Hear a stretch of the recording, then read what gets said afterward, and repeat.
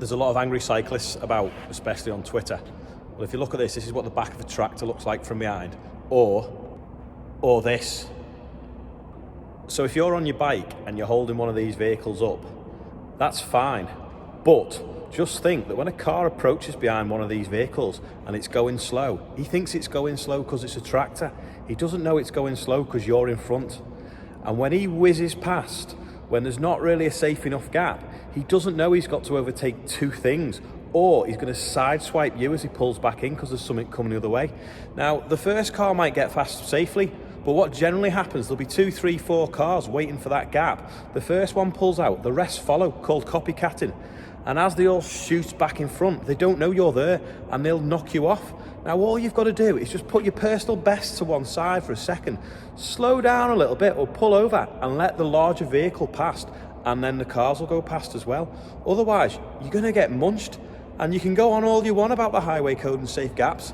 That safe gap is only there for the first car that's overtaken, not the 2, 3, 4, 5, or Dave in his Audi that's also trying to set his personal best to get to KFC. Just have a little think about it. Don't be so arrogant. You're all going mad on 1% of you are going mad on Twitter about how you've got just as much right to be on the road as everyone else. You have. I'm not saying you haven't.